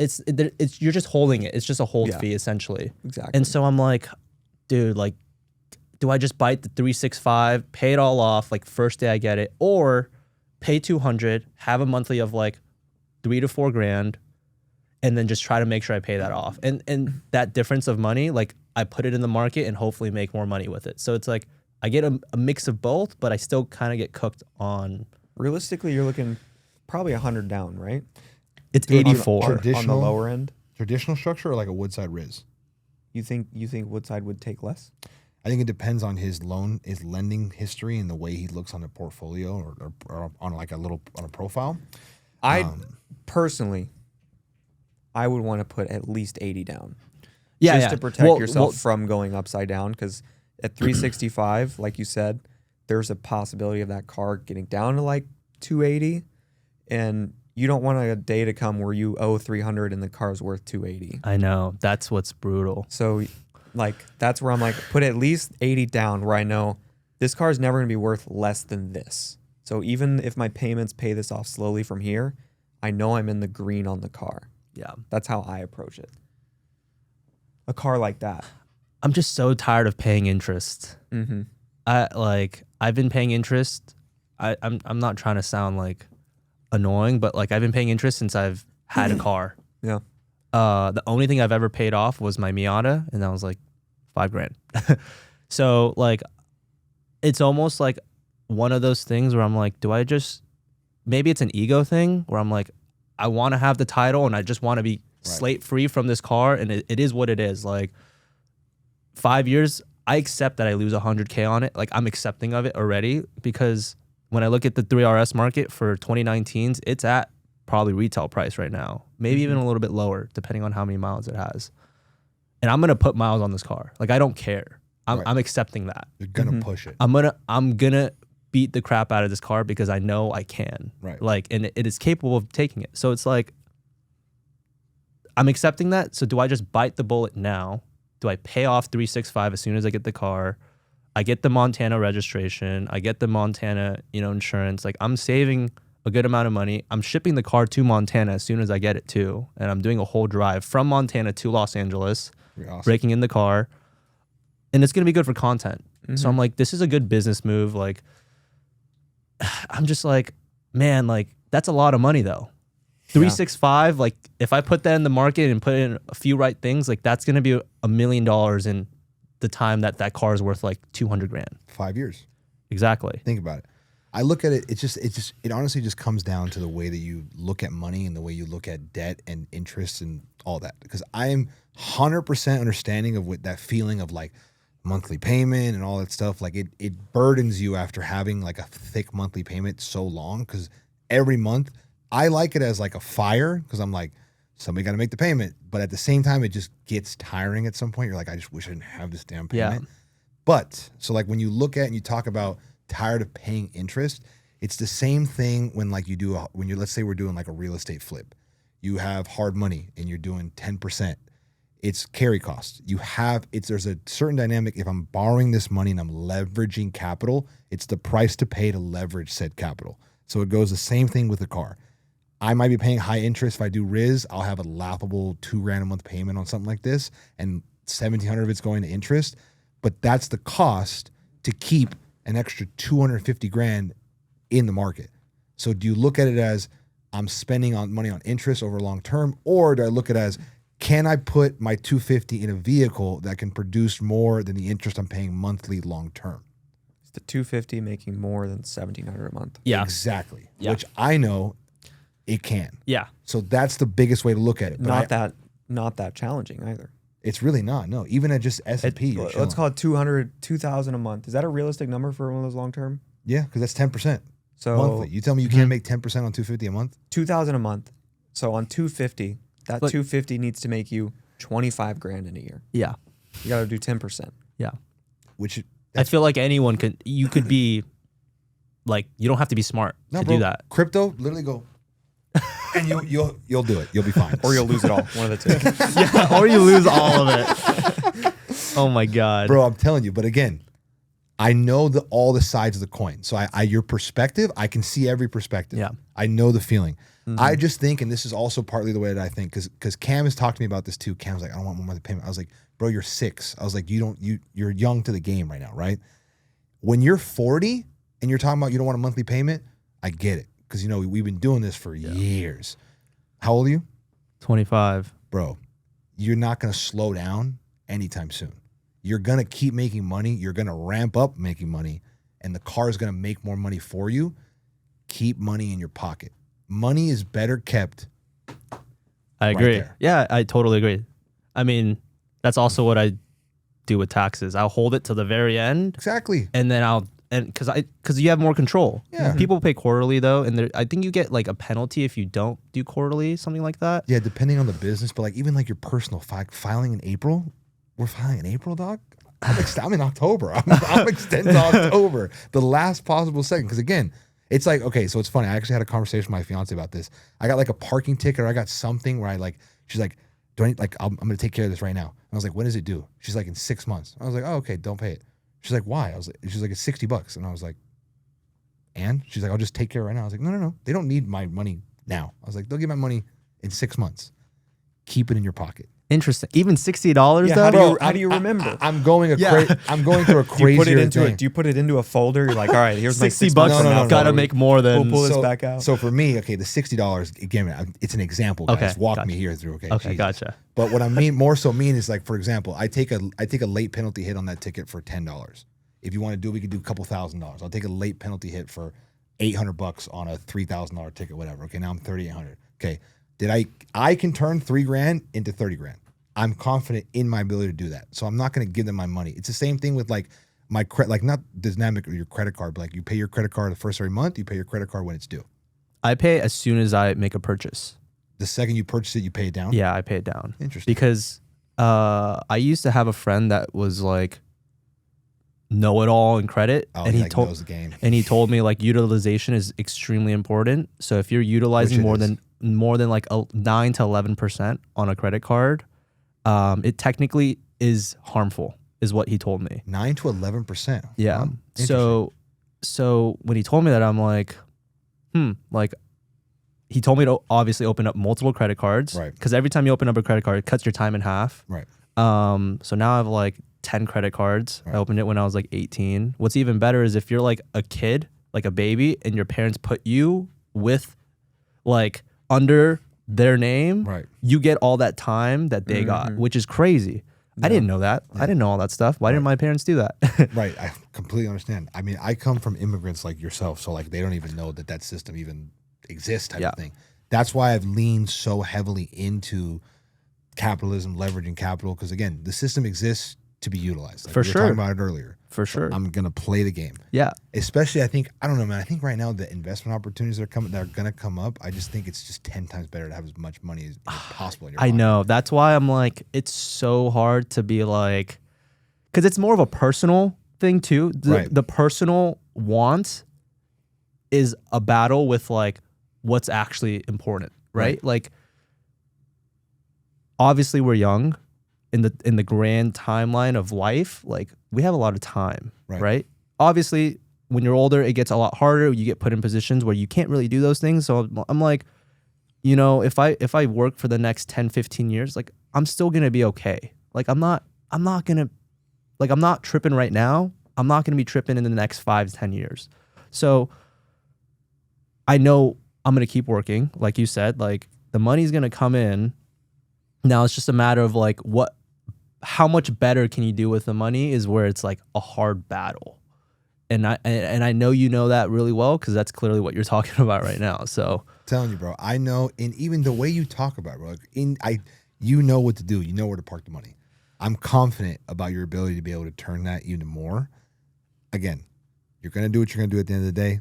If you want my Supercar Connection recommendation, leverage as much capital as possible. because also at the end of the day, you have the control of paying it all off whenever you want. Yeah. So that's why it's like, If you wake up one day and go, yeah, I hate making this payment. yeah, Like again, woodside it, and then something hits. You get a crazy payout for something, and you're like, all right, cool. I'm gonna take a chunk of this that I wasn't expecting or is awesome. Pay the car off, and you got to keep the money in the market. yeah. That's why it's like, do I just do that? You know, like, because the market right now is great, you know, but things could change. 100%. Things could change so quick. So it's like, okay, in this, let's say my term is 3 to 5 years. So it's like in 3 to 5 years, like if I have it in the market versus in the car, like I for sure know in the market, I'm going to make way more than the car. So that's why it's a hard battle. It's like, It sounds like an easy battle. Can I tell you something? Can I paint a picture for you? but I think you want to pay it off so bad, but you know it's a better decision yes, to not pay it off. yes. And that's the battle you're facing. Also, I think the ego is coming into play, because I want that paid off car. Right. I want to not have to ever think about like I need to make a payment towards this car. Right. Like it, in a way, it's kind of a flex. Like It is. that car is all paid off. Here's the title. Like I'm done. I feel you on that part. That's it. It's a battle with yourself. Yeah. That. Can I walk you through something? I'm going to paint a picture for you. Okay? Okay. All right. September comes. Okay. Car lands. Paid it off. $365. Here, Porsche. Eat me. Boom. Take it. Done. All right. Cool. October runs around. Tall sends a message in the group chat. Yo, BTC's nuking. What do you mean it's nuking? It was just at 140. What do you mean we're nuking? Whoa. 110, 80, 60. What the heck? What the heck? Cam Casey. I'm throwing 7 pigs at this thing. I'm doing this. All of a sudden, JoJo goes, wait, I don't have the money to sell the car. All of a sudden, you miss the swing. The biggest thing about the markets, and this is what I've come to learn, and it changed my mentality of the way that I even thought about money. People understand money in the bank is just burning, right? But it's on top of that, you have to have the money even readily available in the market, because sometimes dip buying opportunities come very swiftly. So if it's not there, if the gun isn't loaded to where all you got to do is grab it and shoot, what's the point? Yeah. That's my worry. And I know you know how fast transfer it over to Yes. my. And it's got to clear. Imagine this. He's like, well, what if I just, because I know if you dump the money in the car, you're still gonna have funds left Yeah. over. But when you think about the grand scheme of things, something with like a crazy dip buying, because we both know we're kind of at the end of this cycle, in my opinion. We're coming close to the end of this cycle. For sure. So when you're gonna pay the car off is at the end of the cycle where you need the money most available. If we were at the bottom and you had money available, I'm like, yeah, dump into the car. We're about to print with what you have. Yeah. But the buying opportunities are coming. Yeah, I know. That's the hardest part too. That is the hard part. Man. This is why you came here, man. I'm telling you. This is the conversation we love having. I just can't justify spending like more than $4,000 on a car payment. That's what kills me. More. Yeah, more. So like you won't if it's Riz or Riz or Woodside. It won't. I just don't know if I just Riz. Huh? Really pushing Riz these days. Yeah, Riz, you're welcome. Please, let's talk on my next car purchase. Thank you very much. I just because I have a rental property in Florida and I'm paying close to $5,000 already, and I'm like, and then on top of my rent, if I'm paying another thing that's around $4,000 to $5,000, I'm like, this is $15,000 just automatic expenses comes in, $15,000 goes out no matter what. Hey, but that rental property is a bank account. It is. Think about that too. So think about in 5 years how much equity you're going to build. Yeah, you can always refi that and then pull the money out and pay the car off. Then I could. It's actually doing pretty well right now. JoJo Sim, come on, baby. But the money, we can use it different ways. Maybe it's because you know who I used to watch a lot and I still kind of watch sometimes is Dave Ramsey. Oh, don't watch Dave Ramsey, dude. Dave Ramsey is 1980s. If David Ramsey watched our show, he would literally try to fry us. These kids are buying his cars. No, dude, screw Dave Ramsey, dude. I think he has good like etiquette for the normal person, for sure. Like, just follow these rules and you'll be successful, right? Successful, quote unquote. Like, his rules are for normal people who are just have a job, trying to do their thing, trying to have a. Are you a normal person? I don't think so. His rules don't apply to people who are shopping for GT3 RSs. Oh, for sure. Yeah. It's low-key boomer rules too, to be honest with you. The boomer concepts. Yeah. We just, again.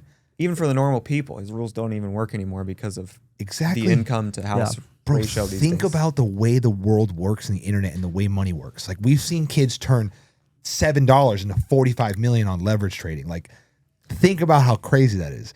Now, granted, obviously that's not what you're going to do with the money to a certain degree, but all I'm saying is, and I'm going to say it again, I've said it like 90 times, is the opportunities and the way that you know how to make money, you are better fit with money in your pocket ready to use than in the car.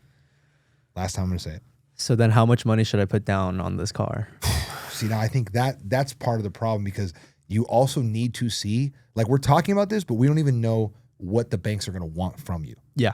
That we got to cross that bridge. Yeah. So I think 80 to 100. Yeah, I would say that's going to be the lowest. Like, if you can put 80 down, that would probably be the lowest, I would imagine. But at the same time, like he said, you want a safe enough number. So in my opinion, if you could put right around 100, either just north or just south, of course, Montana and everything else, and get that payment depending on your term, 3 to 4, which I know you don't want to be at, that's your best leverage play, because you'll keep the other 200, does it 265, right? Yeah. In your pocket. Yeah. And that 265 could do a lot more than. It can do a lot. It's just like. It's altcoin season right now too, dog. Come on. I know. Brother. This is the time to be in the market. That's what I'm saying, baby. But also it's gonna dip, and then that's when you really hop in. I'm telling you. Like, people I talk about this, people ask me this all the time. They're like, where does money sit? Where does it park? It's not even in the bank. Oh, never. It's in the firm. Yeah. Because always. It's the second I open that app up and I'm seeing, like, sometimes, again, like, for example, that Coinbase play we were talking about. If you go back and look at the Coinbase play, the wick that I entered on, it was a 5-minute wick. 5 minute. You had a 5-minute window to catch what I caught. Wow. I was also staring at it like a 6-year-old on his iPad. That was literally working, and I just have my laptop up. I was just watching it. So as soon as I saw it happen, I literally, notification on my phone, crypto app gets denied. I look at my screen, I had Coinbase up. All of a sudden, I just see giant wick down, and I went. But if I didn't have it ready, it wouldn't have happened. For sure. So that's even part of the dynamic. Yeah. Sometimes the slim windows are so slim. I know. That's all. That April dip was great. Magnificent. And the best part, so what I always do is whenever I get paid, it goes directly to my Schwab. Like, Oh, that's awesome. like it's just in there. That's awesome. And if You're a anything, Schwab man, huh? yeah. I'm a Schwab man myself. I used to be on TD Ameritrade, Same, but then they got bought out by Schwab. Yeah. So I was like, I'm not gonna lie, I didn't even know that one time. Might I as just well woke go up direct one to the day. source. Literally. I woke up one day and they were like, "Yeah, we're moving to Schwab," and I was like, "Whoa, I don't want to go to Schwab." And then Yeah. I found out they bought them. I was Yeah. like, "Oh shit, we're going to Schwab." and so I used to use that Thinkorswim platform, but that's when I like took it more serious. Now I'm just like, I'll hold things for maybe like a couple months to like a year, you know, and maybe a little bit over a year. But You have the money to do that. that's what's great about having the cash in my pocket. Exactly. But Because $2,000 to hold something for a couple months ain't shit.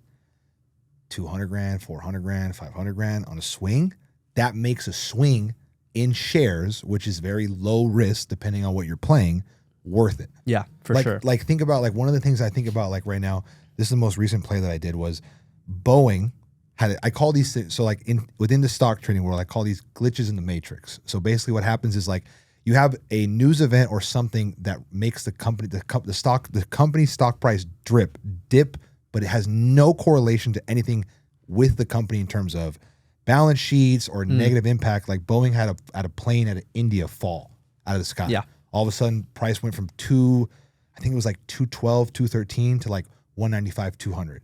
And I was like, okay, that's about maybe like a 4 or 5% right there. We can probably get 10% back on the swing up. I was like, you can park 200 grand in this. Very conservative. It's Boeing. Yeah. It's not going anywhere. Yeah, it's not. And you can get a 10% return in a month and a half. Yeah. When it happened, 3 weeks later, Boeing's now at 232. So from 195 to 232. It's about roughly like, I don't even know the exact number. I think it's like 18% or something like that, 16%. That's the things that you need to be looking out for. I know. And I know you know them. I You're know. there ready I for do. them. I do. What's crazy is Where's the SCC tips chat? Hey, coming soon, baby. Coming soon. What's crazy is like I'm sure talking you. about the direct. Oh, you want those? I got you. If you tell me you want them, I got you. I just don't want to be spamming you. But if you want me to spam you, I'll spam you. Spam me. Done. Spam him. Done. Done. Here's a question for you. How long have you been trading for, and when did you start? I started. It's been 8 years, and I started in 2018. Okay, so you started. You're 26 now. Or 27. 27. Okay. So I've been doing this is my 8th year, and literally, like I said earlier, we were the same kid that we're good friends with. We went to the same university. I was in business class. I'm sitting there paying attention, and I'm noticing this kid. Like we're probably like 2 weeks into a class that's like twice a week for an hour and 15 minutes. Kid has not looked up from a computer, right? And I'm Locked in. He's like every class I sat right next to him. The kid did not, and you know Eric, the kid did not look like.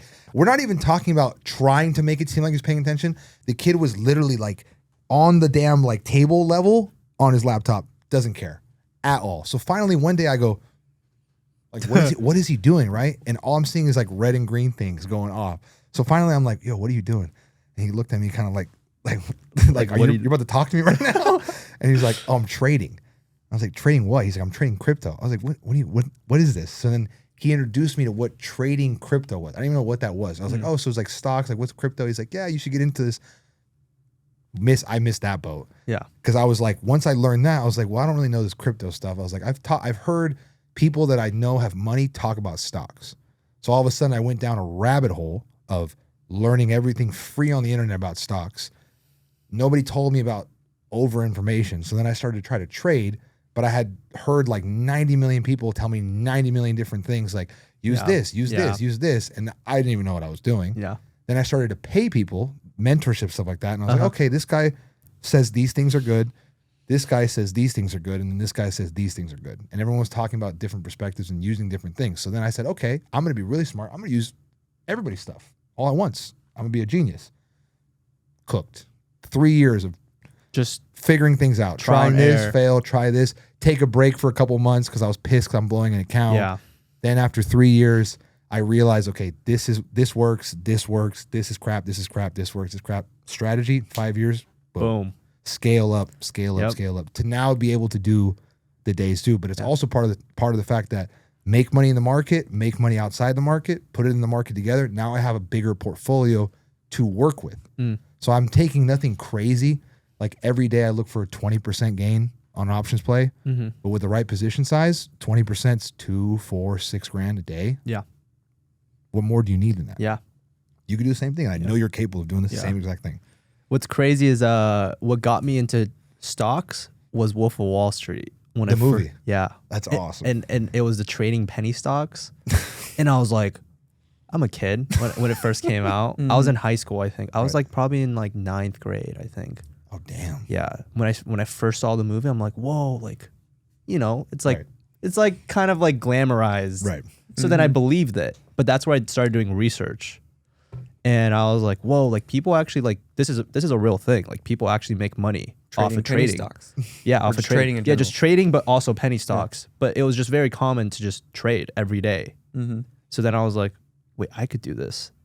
And I could live that Wolf of Wall Street. Right.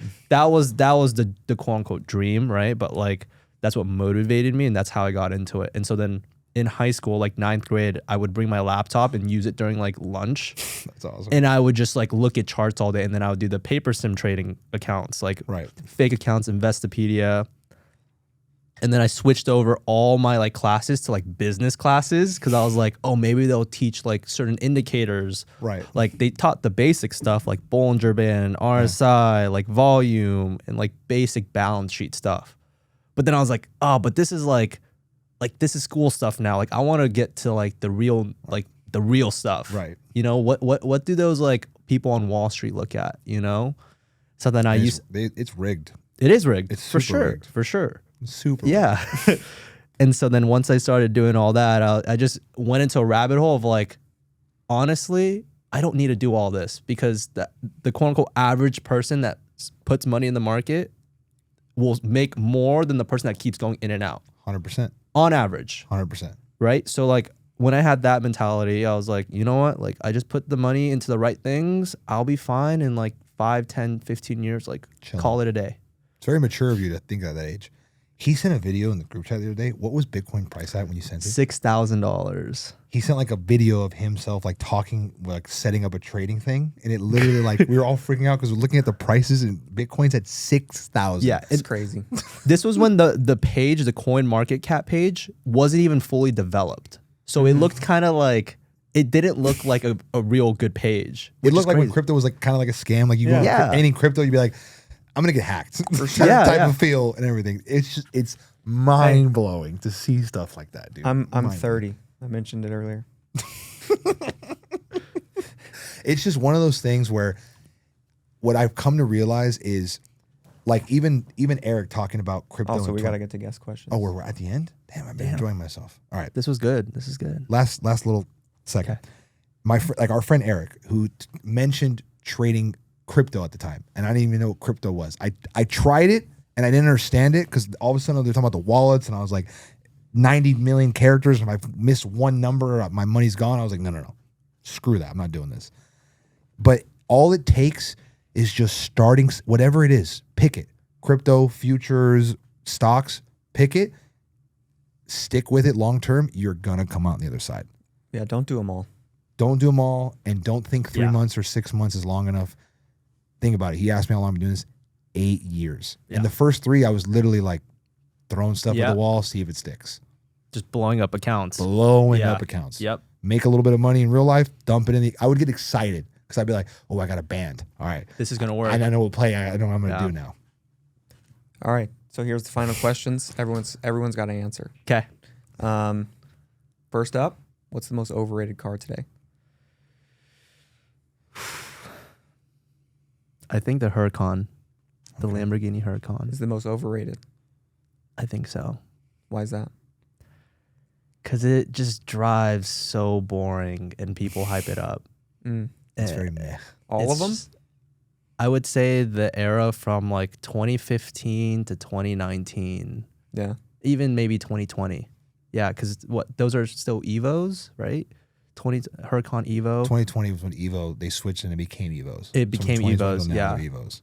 I would say even the Evos, I would say, are kind of basic too. Yeah. I think until the Technica came out, which was what, 2023? I believe so, yeah. You need a perf or an STO. Yeah, for sure. I think it's like the base of the Lambo, and I can't believe how well that car holds in the market. Like it's like still close to 200K. Mm-hmm. Easy. And I'm like, this is insane. This car does not drive well. It looks kind of cool, right? Like I can understand why, But like other than that, that car sucks. It's easy. Yeah. It's easy and it works. It's You reliable. jump in, you Yeah. turn it on, you go where you need to go. Well, that's true. It is reliable. I will say that it is reliable. Yeah. It's the fast Jetta, the V10 Jetta. That's a good one. Yeah. What's the most underrated car?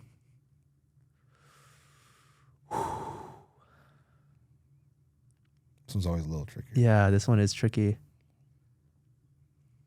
I would like to say the 997 GT3 RS.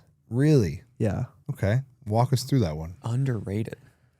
Yeah, it doesn't get enough appreciation. The price of the car does Yeah. though, for sure. Didn't one just sell for like, or some ridiculous one sell for like Yeah. an M or something like that? I've sat in one and I got to experience a little bit of it and it was insane. Really? But it just doesn't get the love because it's an older car, right? course, And it's yeah. always going to be labeled as like, especially in the day and age that we are, it's like only about like the newer stuff. Right. So I would say that experience makes it so underrated because not everyone gets to also experience it. So it's so hard to even come by and see it and also sit in one. So it's like, damn, that car is a great car. I've always loved the gray black with the guards red, mirrors and front lip. and Yeah. Big fan. I also have one more car. Okay. Hit me.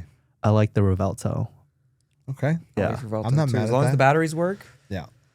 It car sounds looks so good. it sounds so good when it has the right exhaust on there, and specifically the R1 exhaust that my friend has. It sounded like a scream, like a loud, high pitched, like in your face scream, and I was like, that is the ultimate Batmobile. Yeah. If those dip below 500, I think it will. I'd be down. I think it will. I'd be down to set Yeah. one. And they're gonna drop like the SV of the Reveltos. Revolto? Is that how you say it? Revelto? Roberto. Revelto. Don't listen to him. Go to the last question. All right, you got to build a 3-car garage 'Kay. to fit all your needs. All you get's 3 cars. The criteria is an SUV or truck, a car over $1 million, and then a car under $1 million.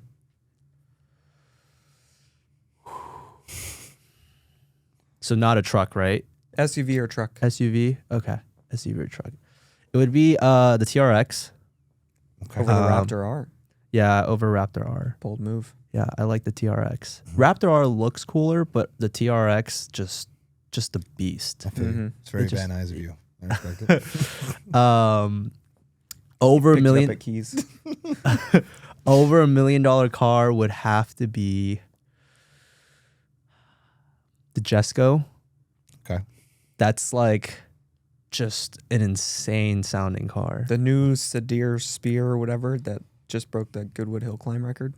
Did it? I didn't even see it. So you know the Yesco, Yeah, there's yeah. the Attack, Uh-huh. which is the track one, and then the Absolute top speed. Oh, And then they came yes. out with the Sedir's Spear, which is like a limited.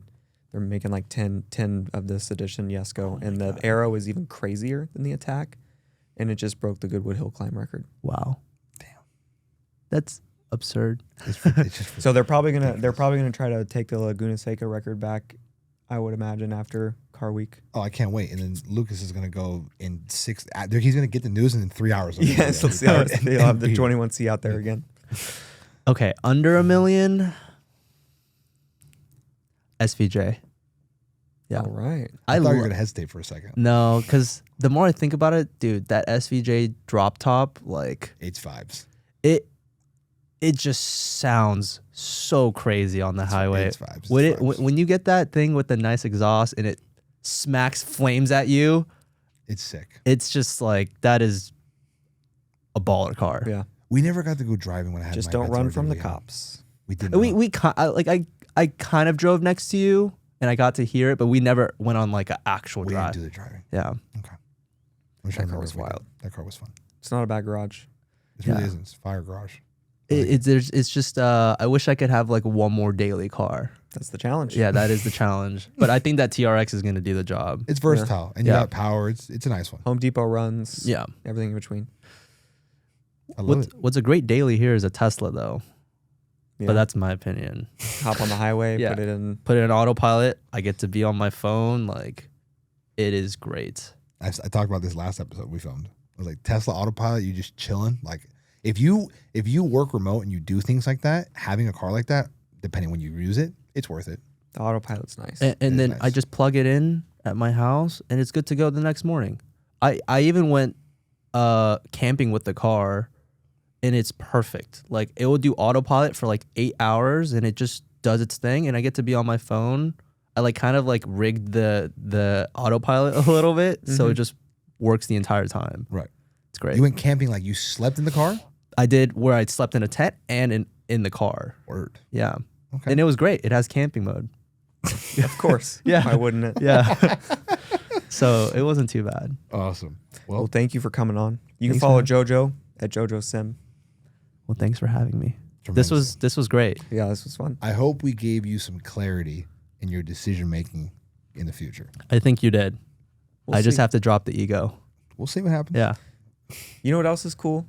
I have 300 grand on my brokerage account. Yeah. Yeah. I think it's awesome the fact It that is. you're in a place to make those decisions. Mm-hmm. Like for you to sit here and go, am I going to pay it off full or am I going to leverage my money? Yeah. Blessed. Awesome. It is definitely like a first world problem for sure. And it is something that I'm grateful for. But also, people that are watching this are going to have that problem eventually at some point in their life. Whether it's little at a little level or higher level, it doesn't matter. It's still the same thing. Do you have an interactive audience? Not really, no. No. So It's more like views and it's more just like hitting that algorithm, that's and it. I will hit that really hard, Right. and that's kind of where Okay. I'll keep it at. All right. I'll say you can always do a chat. What do we do type of thing, but Yeah. okay. That'd be a fun challenge. Let them decide. Yeah. Guys, we have 30 days. Let me know what we're doing. 30 days. Decide for me, please. Well, we're Supercar Connection. We're out.